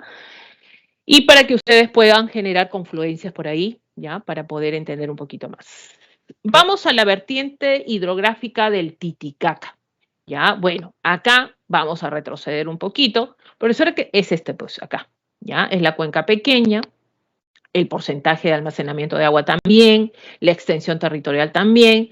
Esta es la cuenca binacional porque lo compartimos también con Bolivia a través del lago Titicaca, que es el colector principal. Está flanqueado por dos sistemas de cordilleras, que es la cordillera de Carabaya, uno, que está en el sector, en este caso, más oriental, en la zona de Bolivia, y la cordillera volcánica, ¿no? Que está más al sector occidental, ¿ya? Entonces, fíjense, flanqueado por un sistema de cordilleras. Y vamos que, si vemos el mapa satelital, fíjense que el lago Titicaca, existe pues el asentamiento de muchas ciudades, ¿no? Y esto debido a que, profesora, es una zona altoandina, hace mucho frío, profesora. No te olvides que el lago actúa como un agente termorregulador de la temperatura, ¿no? Y hace posible pues, que haya asentamiento de la población en esta zona, ¿no? Por ejemplo, puedes ahí ver y observar la ciudad de Juliaca, ¿ya? Ahora, 13 cuencas representa el 3,6% del territorio nacional, o sea, el 0,56% de las aguas nacionales que hay en nuestro país, ¿ya? Origen de sus aguas, o sea, obvio, pues si está flanqueado por la cordillera donde nacen sus aguas, pues chicos, estamos hablando de glacial y pluvial, ¿ya? En la cordillera de Carabaya, la cordillera volcánica de tipo endorreica, cauce rocoso de todas maneras, ¿no? Curso corto recorrido, recorrido andino, régimen irregular, no hay agua todo el año acá, caudal poco, ¿ya? Escorrentía torrentosa. Profesora, ¿se parece mucho a las características de la vertiente del Pacífico? Sí, acuérdate, pero no te olvides que esto es una vertiente andina, netamente estos ríos son andinos, ¿ya? En cambio el otro era andino costero. Pero estos son andinos. Y esta es la diferencia también. Estamos hablando de que son endorreicos, ¿ya? ¿Cuáles son los ríos más importantes de la vertiente del Titicaca? Miren el Ramis. Nace en la cordillera de Carabaya. Mira esto. Oh, están haciendo la cordillera de Carabaya. El río Carabaya, fíjense, en este caso nace con el nombre del río Grande. Así nace el río Ramis, ¿ya? Por acá también en esta zona de Carabaya, por esta zona del Río Grande, hay alto grado de contaminación minera, ¿no?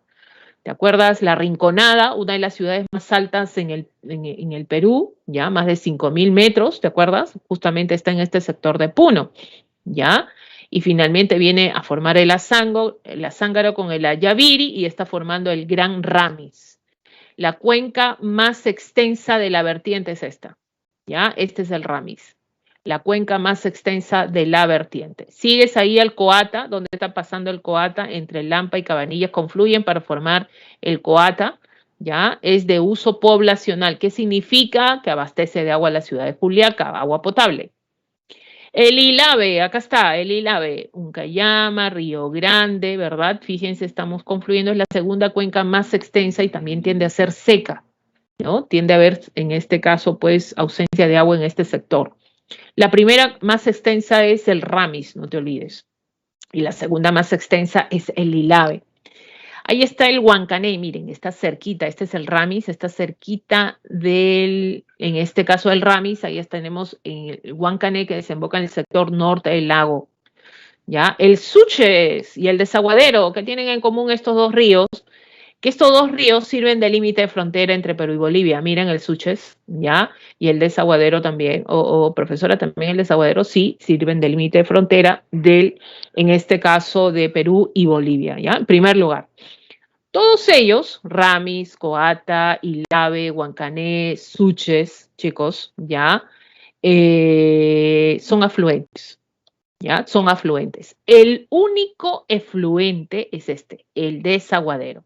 Miren, ¿y cómo lo llaman todavía?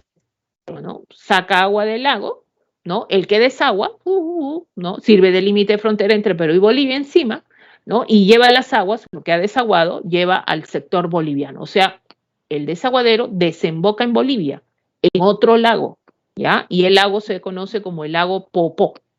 No se ha escrito mal, sino así dice, ¿no? Popó, ¿ya? Y chicos, la última, pues ahora, ¿qué pasó? La última es que este lago ha sido declarado como seco. Se está secando el Popó. Dice que ya se secó el Popó. El Popó se seca. Terrible, ¿ya? Terrible la situación que está, esto por la variabilidad climática, sobre todo, ¿no? Terrible esta situación. Muy bien, chicos, hasta acá serían las vertientes hidrográficas, ¿ya? Entonces, este sería el resumen de lo que nosotros tendríamos que estudiar en cuestión de, en este caso, Misa, ¿hay algún río en el que desemboquen desechos? No, no hay un río, no se propicia eso, no hay ningún río en este sector, ¿ya? Vamos, chicos, a partir de acá entonces terminar las vertientes hidrográficas, pero no la parte hidro, porque vamos a ver el mar peruano. El mar peruano, si ustedes podemos observar, mar de Grau, profesora, corresponde desde la boca de Capones hasta el punto Concordia, la extensión en litoral, ¿no? Y hasta las 200 millas, según el establecimiento de decreto supremo que establece que esta zona también es parte de nuestra jurisdicción territorial. Y tenemos una profundidad, fíjense, de 6.500, profesora, ¿qué es eso? La fosa meridional, pues que estamos compartiendo con el sur de este país llamado Chile. Ahora, tenemos, ¿te acuerdas de la fosa, no? Zona de subducción, esas concavidades profundas en la zona oceánica, ¿ya? En la zona septentrional, ¿ya? Norte, se localiza de la boca de Capones hasta la Illescas, ¿no? En este sector, hasta Illescas está ahí, ¿ya? Uy, se fue. Tenemos hasta Illescas, en la zona norte, en Piura. Ahora, la región central es esto, centro-sur, ¿ya? Corresponde la zona central meridional desde Illescas hasta la frontera con Chile. Cuando hablamos de las aguas, la temperatura de las aguas, ¿qué nosotros podemos decir, no? ¿Dónde tiende a haber mayor temperatura? En la zona norte, obvio, ¿ya? Miren el promedio de 20 a 22. En la zona central es de 17 a 19. Conforme vas bajando, la temperatura baja, ¿no? Porque en la zona sur ya tenemos, por ejemplo, Arequipa, Moquegua, Tacna, el promedio 13 a 14 grados, ¿no? Y en la zona central de 17 a 19. Chicos, ¿ustedes han ido a la playa alguna vez? Están en la zona de Lima, en la zona sur, ¿no? De Lima, por ejemplo.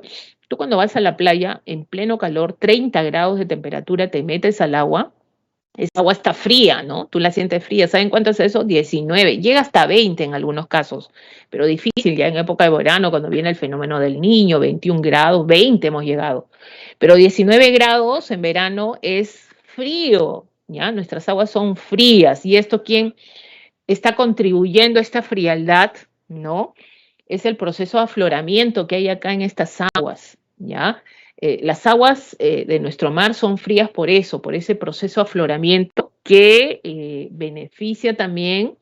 La corriente peruana está trayendo esta frialdad que contribuye también a este proceso de descenso de la temperatura, ¿ya? Entonces, y genera eso, ¿no? Y miren el color característico que tiene la zona norte, es un azul cielo, profesora, no, es un azul plomizo, ¿ya? Y en el centro sur un color verdoso, ¿no? Y este color verdoso lo atribuyen ¿a qué? A que existe un organismo vegetal. ¿Cómo se llama esto, chicos, que está flotando a nivel de la superficie en grandes cantidades, ¿no? Que hace que nuestro mar tenga ese color verdoso característico. A ver, ¿estamos hablando de qué? A ver, ¿estamos hablando de qué, chicos? A ver, abunda, ¿no? Ahí está flotando, ¿no? Profesora, el fitoplancton, profesora. Muy bien. Profesora, ¿por qué no se profundiza el fitoplancton y ahí nos ahorraría, por eso no estar viendo este color verdoso? Miren, por la abundancia de fitoplancton es que tú tienes ya ese color característico en esta zona, pero llega un momento que a veces ese organismo se descompone, ¿no? Porque no solamente hay fito, sino también hay zooplancton, y a veces el color se vuelve medio oscuro, lechoso, huele, profesora, es por los mismos organismos que tienden a descomponerse, ¿ya? Entonces tú ves así tu mar, métete nomás, total, es de composición, en este caso orgánica, ahí te das, ¿no? Y profesora, pero está medio sucio, pero no es que está sucio en algunos casos, ¿ya? Sino es que la parte de descomposición de las aguas de estos organismos que están presentes acá. La salinidad es alta de nuestros mares, sí es alta, ¿ya? Tiende a ser alta, sí. ¿Quién trae sal a esta zona? Porque el mar es salado, profesora, tiene que haber alta salinidad. No, ya hay promedios, hay que ver los promedios de salinidad que tienen nuestras aguas. Por ejemplo, la corriente peruana trae sal, harta sal. Y cuando hay mucha sal, no solo trae sal, trae oxígeno, trae dióxido de carbono, claro, eso es lo que trae la corriente peruana. Por eso eso es bueno, sí, no, porque tenemos organismos vegetales, pues, ¿no? Y eso quieren los organismos vegetales también. Organismos vivos existen acá y eso es beneficioso. Finalmente, la corriente peruana al traer sal, ¿qué va a pasar? Pues cuando hay mucha salinidad, hace que las aguas sean viscosas. ¿Ah? Entonces, ¿cómo has comprobado tú eso? Tú te has ido a bañar y cuando te has ido a bañar, ¿qué ha pasado contigo, no? Estás ahí en el agua, eres feliz, de pronto sales y sientes que como que no te hubieras bañado, ¿no? Todo viscoso, pegajoso, necesitas darte un baño de agua dulce, ¿no? Y te das tu duchazo. Y ahí recién, oh, soy feliz, ¿no? Entonces, jóvenes, ¿por qué es así? Debido a la alta concentración de sal, estamos hablando, y genera la alta viscosidad. Y eso es malo, profesora. No, no es malo. ¿Por qué? Porque eso está haciendo, como el agua es viscosa, ¿ya? Por la alta salinidad, hace que estos organismos estén flotando y no se hundan fácilmente, ¿no? Entonces, eso hace que el fitoplancton esté flotando, pues, a nivel de la superficie. Y eso es beneficioso. Los nutrientes también están a ese nivel, ¿no? Y esto es uno de los factores que está favoreciendo que tengamos esta abundancia, pues, ¿no? De fitoplancton, zooplancton, de pez. Está contribuyendo a todo ese círculo, esa cadena. ¿Ya? Entonces, eso sí es bueno para nosotros, esta alta salinidad en la costa centro-sur. En la zona norte la salinidad desciende un poco, no es que no haya, sino tiende a descender, ¿no?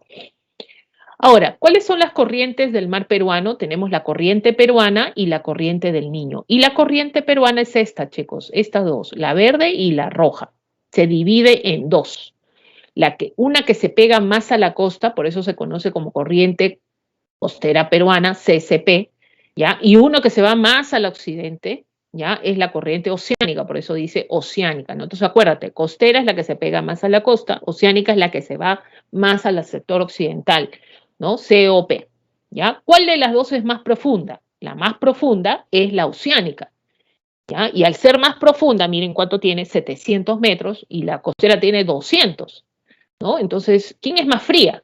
La que se profundiza más, pues es más fría, ¿ya? Y tienes la corriente oceánica. ¿Llegan a juntarse estas dos? Sí, en los meses de junio y octubre, ¿no?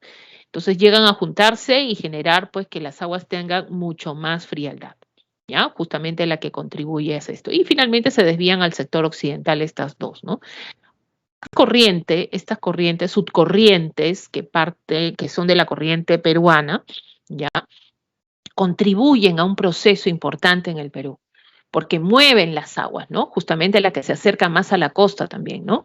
Hablamos del fenómeno de afloramiento, ¿no? Es uno de los factores que está generando esta gran diversidad de especies que existe en nuestro mar.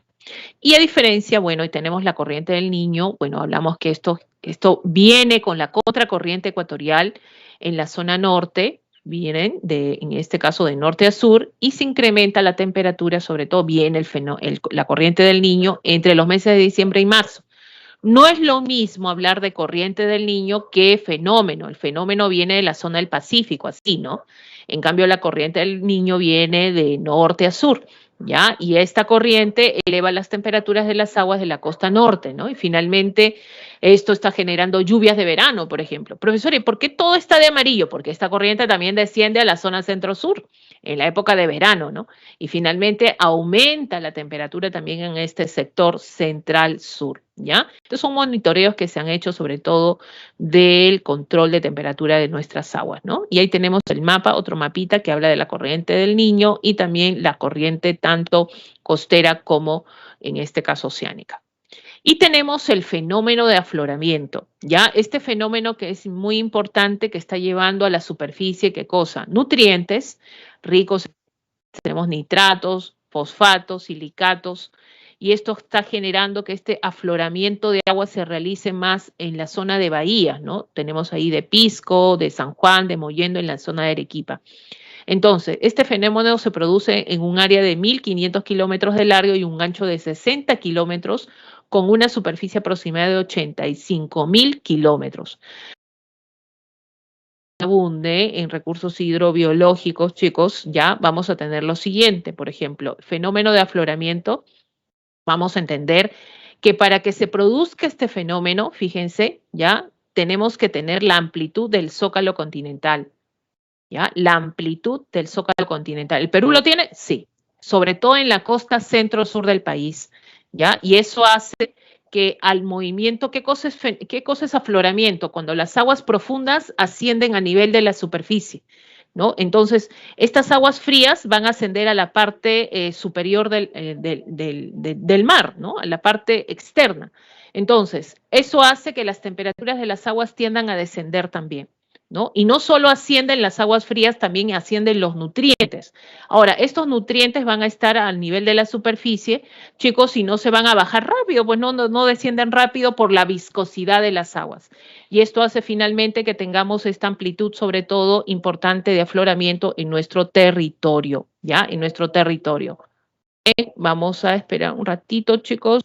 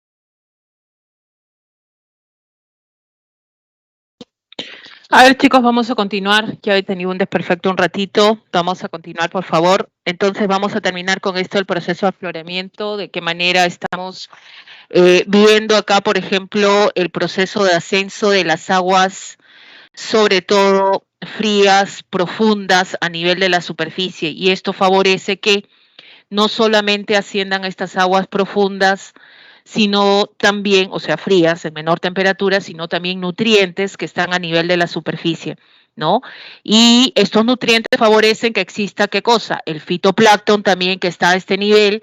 Y finalmente, chicos, es por el proceso de la fotosíntesis, por estar cerca de la línea ecuatorial, pues genera la abundancia de este fitoplancton. También tenemos de zooplancton, que son finalmente el alimento de los peces. Y gracias a esto se produce este gran proceso de concentración de nutrientes para generar, pues, que se genere esta importante cadena trófica que va a generar, pues, como consecuencia que tengamos esta abundancia de recursos hidrobiológicos, ¿no? Las principales zonas de afloramiento en el Perú, no te olvides, costa central y sur del país, ¿ya? Ahí tenemos frente parte de lo que es el norte de Paita, Pimentel, pero sobre todo en Guarmey, en la zona de Supe, Pisco, San Juan, en la zona de Mollendo, también Arequipa. Pasamos a la parte de los glaciales en el Perú y su importancia. Vamos a ver que estos también están en las zonas andinas, ya a los 5.000 metros sobre el nivel del mar, un promedio de 14 a 20 metros, sobre todo de espesor que tienen los glaciales, aguas criogénicas. ¿Por qué es importante? Porque almacenan, ¿qué cosa? Están almacenando agua y están generando la formación de ecosistemas en su parte, sobre todo en la parte baja, ¿no? Ahora, de todos estos glaciales que existen, ya tenemos ahí bueno, el mayor porcentaje están concentrados, está almacenado sobre todo ¿dónde?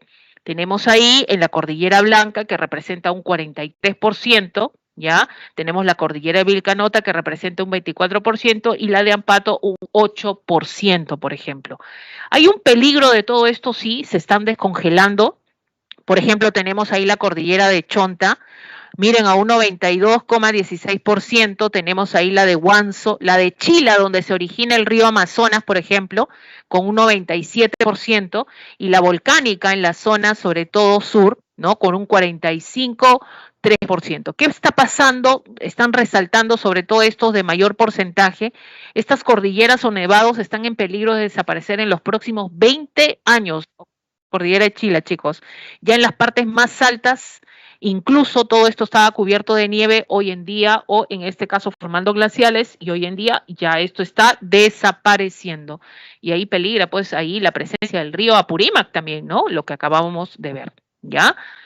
Vamos a ver la diferencia entre manejo de cuenca, manejo de cuenca y también lo que vendría a ser, en este caso, pues gestión de riesgo, ¿ya? Vamos a ver esta diferencia. Por ejemplo, cuando hablamos de manejo de cuenca, hablamos de la forma de administrar un territorio que fomenta la integración social.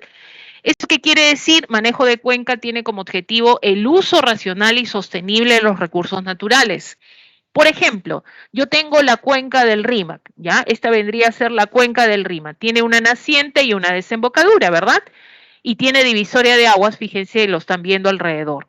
Entonces, todo esto sería una cuenca, la cuenca del Rímac, profesora. Así es. Entonces, ¿qué tengo que yo hacer? Hacer eso, administrar este territorio mediante la cuenca del Rímac. Entonces, ¿cómo lo voy a administrar?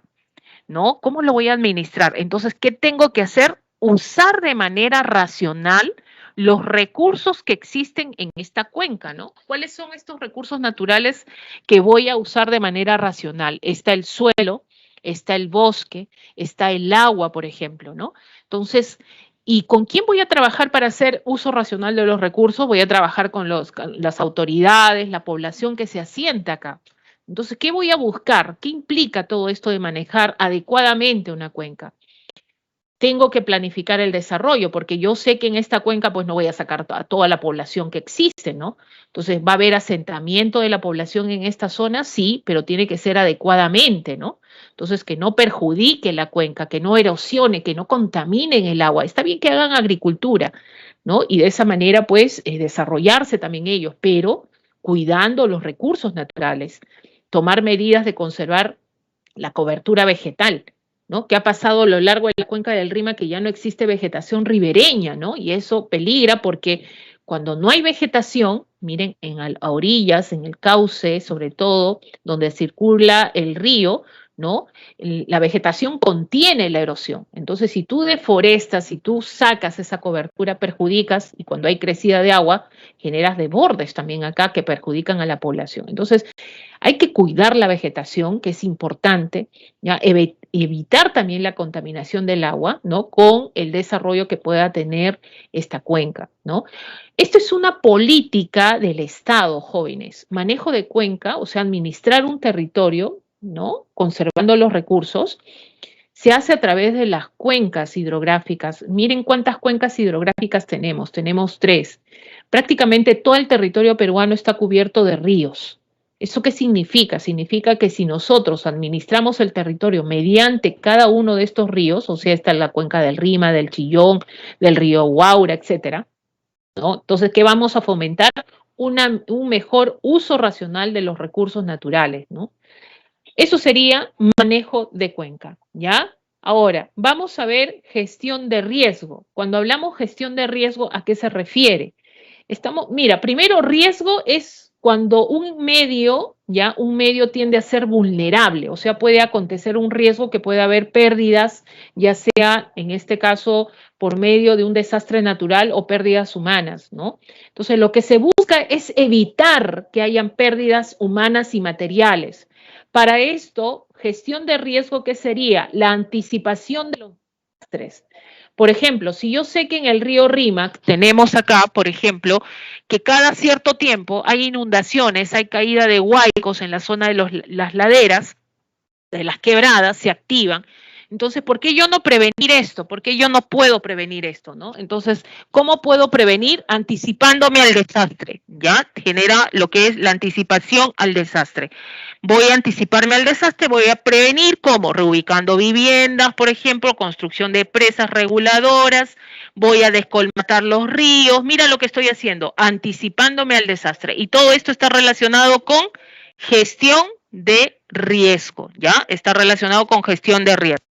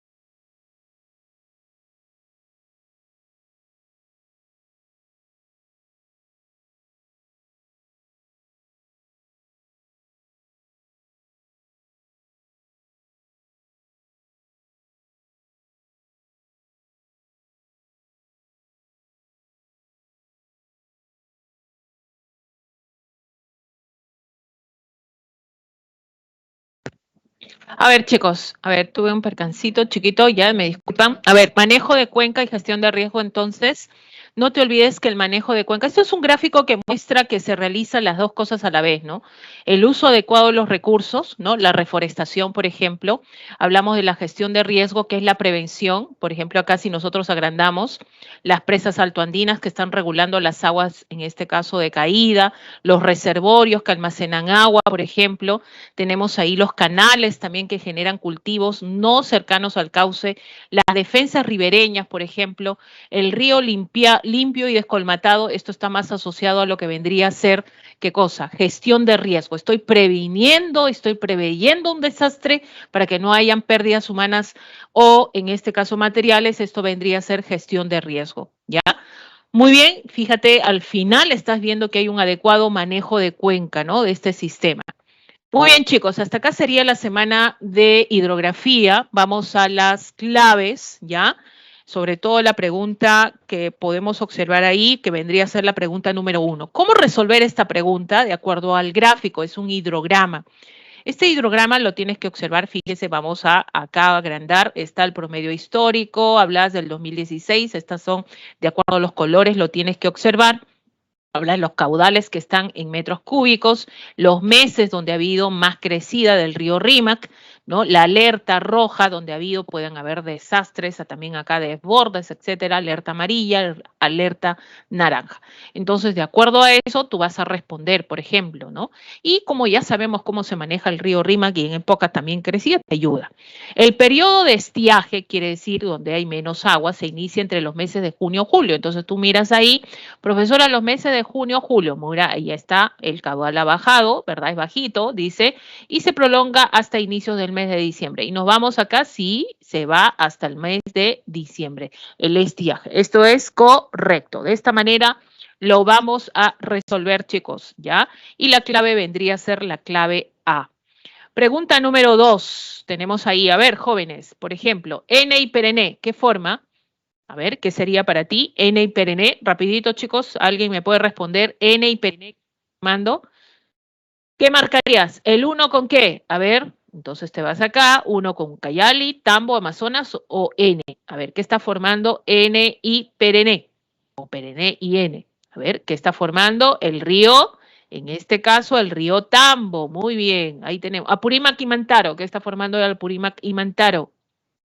Ya, tenemos ahí Apurímac y Mantaro. A ver, ¿dónde te vas? El Apurímac y Mantaro que está formando, ¿a dónde te vas? ¿A Ucayali? No creo, ¿no? Amazonas tampoco.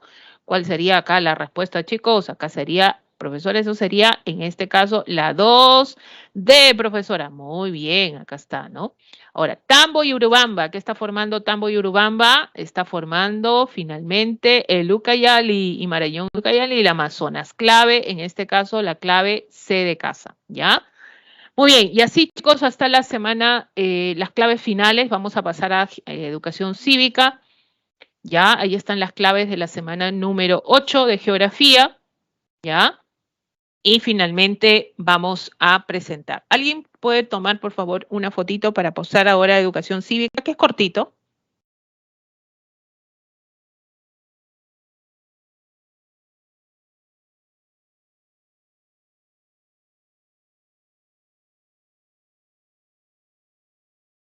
Gracias, Ariana, pusiste las claves, perfecto, muchas gracias.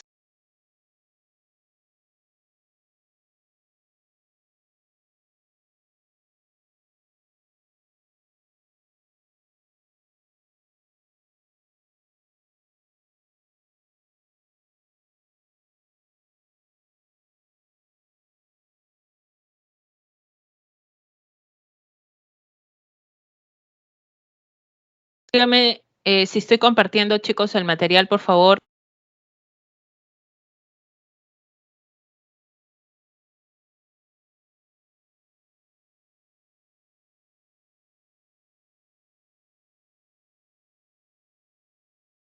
Ok, gracias. Ariana, también publicaste ahí las claves, te pasaste, muchas gracias.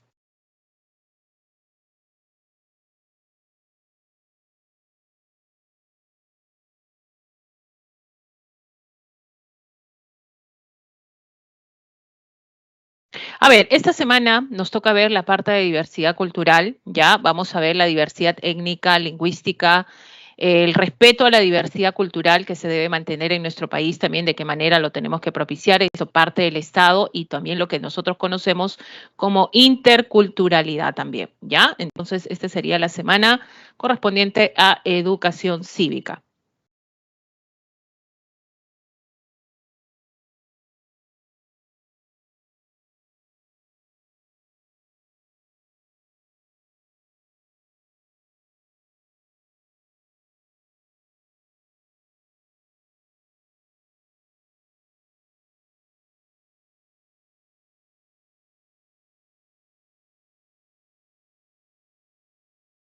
Bueno, empezamos, chicos. La primera parte.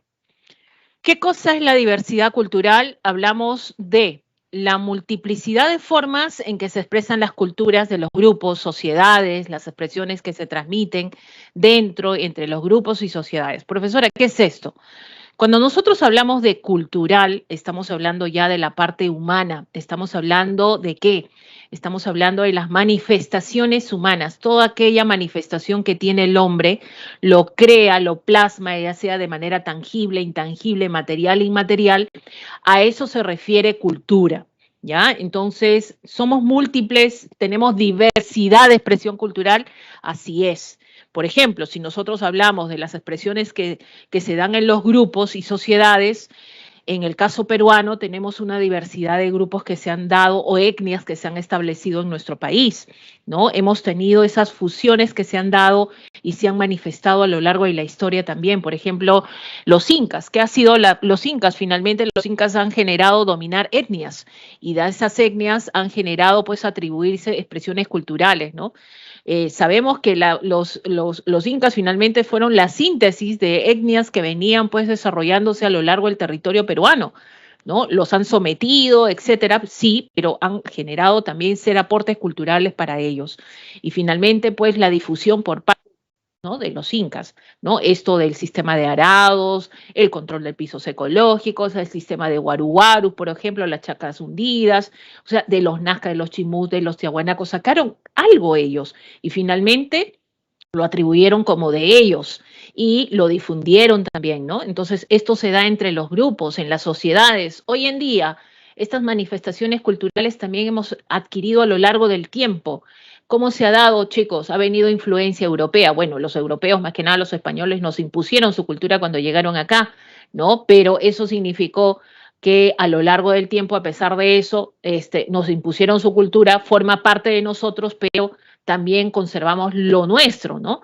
La parte, en este caso, originaria, también la conservamos, incluso las lenguas que se están manteniendo hasta hoy en día, ¿no? Pero hay culturas que ha venido pues ahí de la amazónica, profesora, la africana, profesor, y ha habido mestizaje y hoy en día forma parte de nuestro quehacer cultural.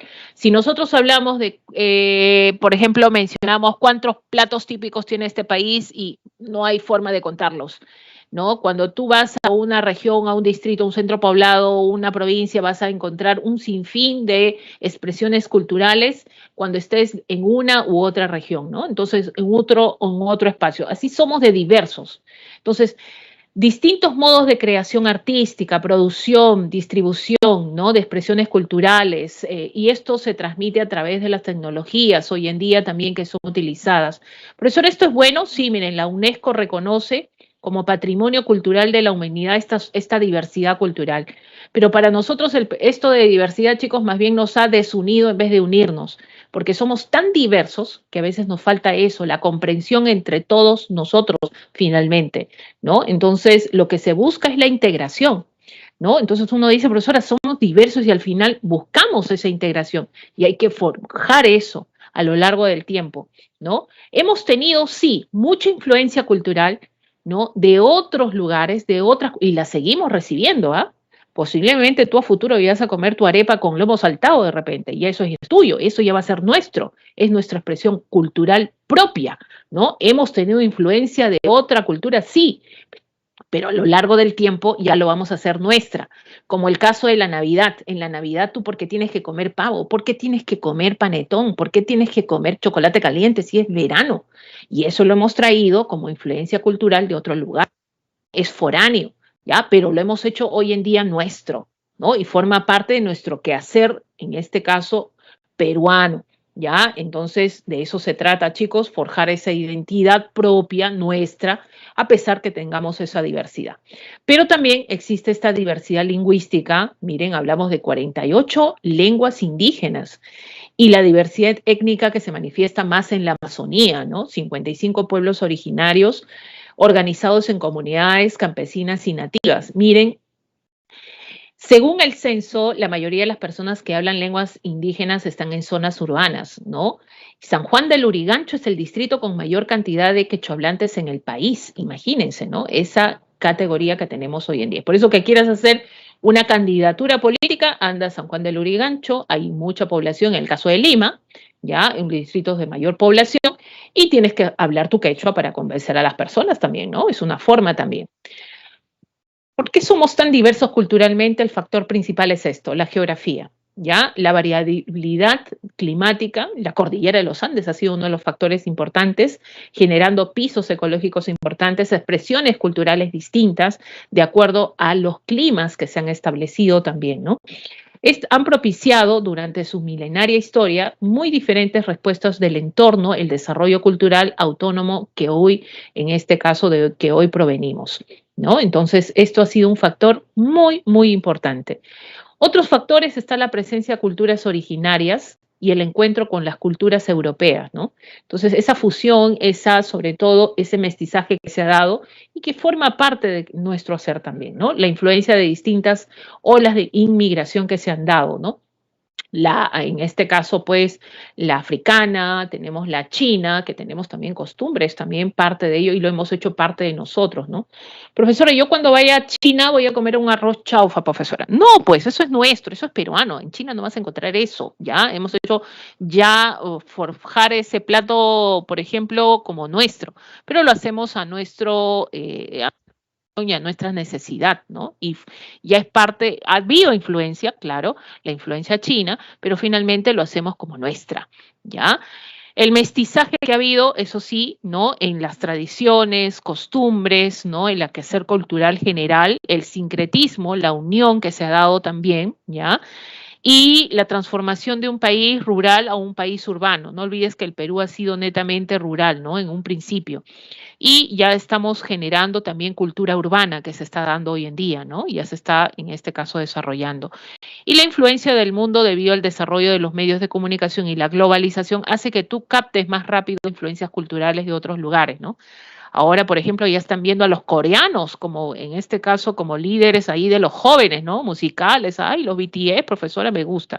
Bueno, y eso a futuro te va a gustar la comida coreana, de repente ya va a tener influencia, ¿no? Por ahí ya estábamos mediante la globalización y la tecnología también forjando nuestra cultura futuro, ¿no? Ahora, anda a ver lo que será finalmente.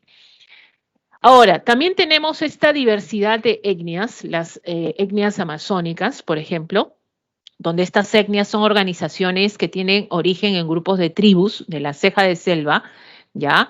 En la selva alta, ¿no? La selva baja, ¿no? Son conjunto de familias, ¿ya? Grupos de familias, una familia, otra familia, que tienen en común, que tienen el mismo usufructo, o sea, el mismo territorio, los mismos recursos, ¿no?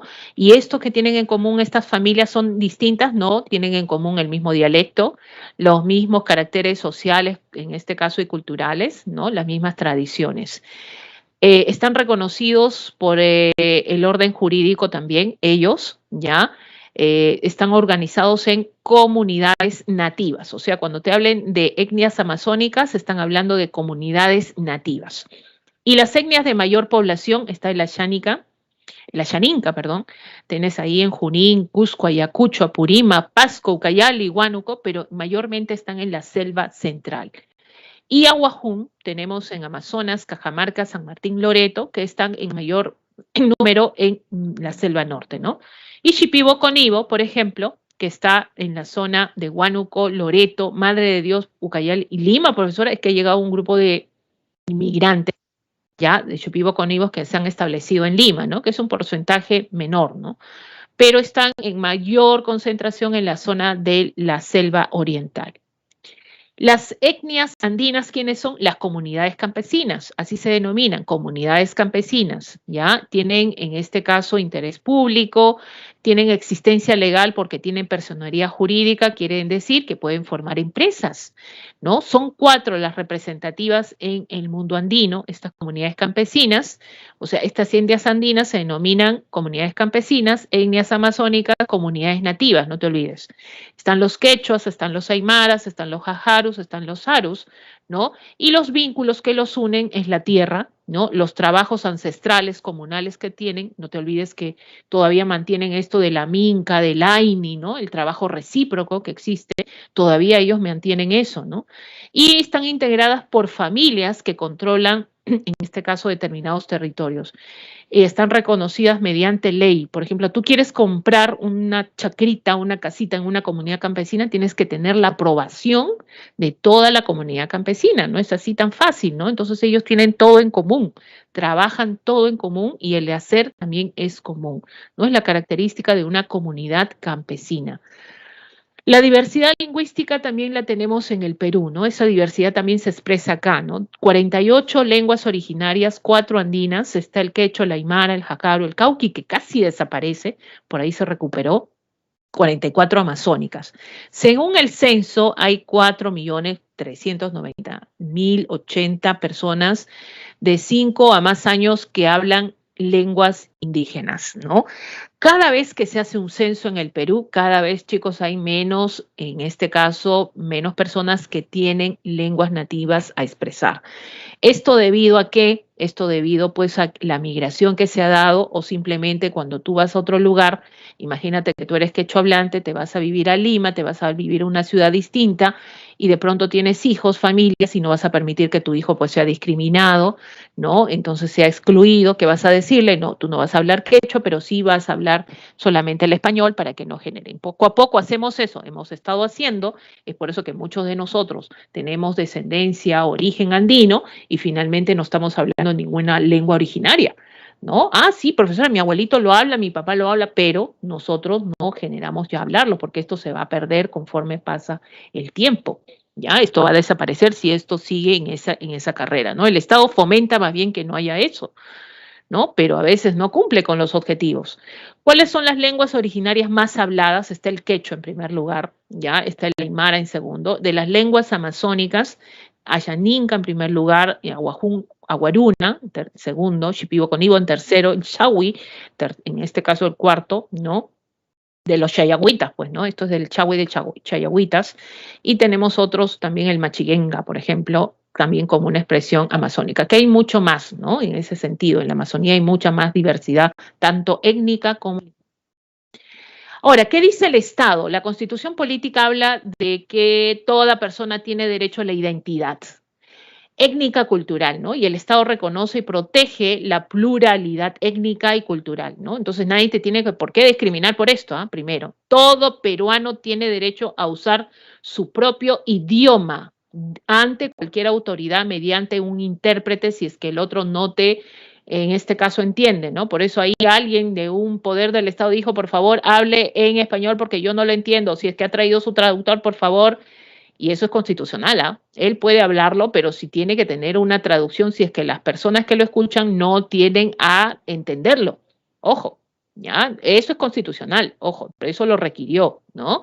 Pero todos tenemos derecho a expresarnos, sí, de la forma que tú creas conveniente, que es tu lengua materna también, ¿no?